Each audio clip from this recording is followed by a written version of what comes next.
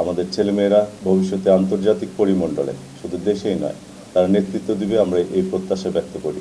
পাটনা বিজ্ঞান ও প্রযুক্তি বিশ্ববিদ্যালয়ে এ ধরনের কালচার আমরা আসার পরে শুরু করেছি। আপনারা জানেন যে এই বিশ্ববিদ্যালয়ে আগে কখনোই জাতীয় পর্যায়ে সেমিনার হয় নাই, ন্যাশনাল সেমিনার হয় নাই, ইন্টারন্যাশনাল সেমিনার হয় নাই, এ ধরনের ইন্টারন্যাশনাল কোলাবোরেশন কখনোই হয় নাই।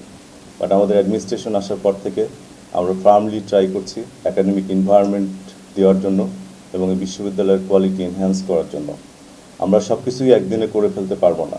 আমরা চেষ্টা করছি আমাদের মতো করে যতটুকু সম্ভব পাবনা বিশ্ববিদ্যালয়কে, পাবনা বিজ্ঞান ও প্রযুক্তি বিশ্ববিদ্যালয়কে বাংলাদেশ এবং ইন্টারন্যাশনাল আন্তর্জাতিক অঙ্গনে পরিচিত করার জন্য।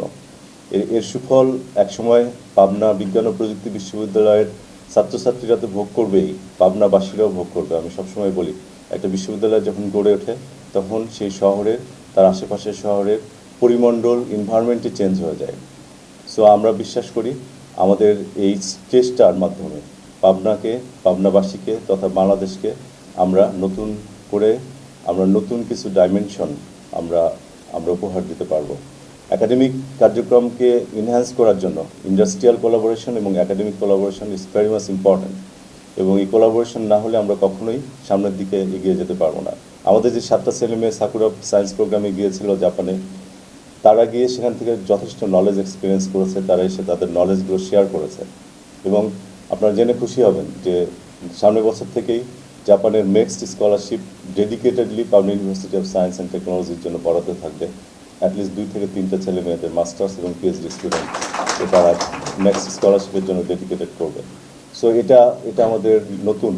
আমরা ইফেক্টিভ কোলাবোরেশনকে আমরা চেষ্টা করি ইফেক্টিভ কোলাবোরেশন করার জন্য। আমরা শুধু সাইনিং করলাম, এমইউ করলাম, we don't believe such type of culture. We do believe an effective collaboration with others, so that আমরা তাদের কাছ থেকে বেনিফিট পাই এবং তারাও আমাদের কাছ থেকে বেনিফিট পায়। এটাই আমাদের মূল উদ্দেশ্য, এবং এভাবেই আপনারা সবাই যদি সহযোগিতা করেন, ইনশাআল্লাহ আমরা সামনের দিকে পাবনা বিজ্ঞান ও প্রযুক্তি বিশ্ববিদ্যালয়কে একটা উজ্জ্বলতর বিশ্ববিদ্যালয় হিসেবে গড়ে তুলব।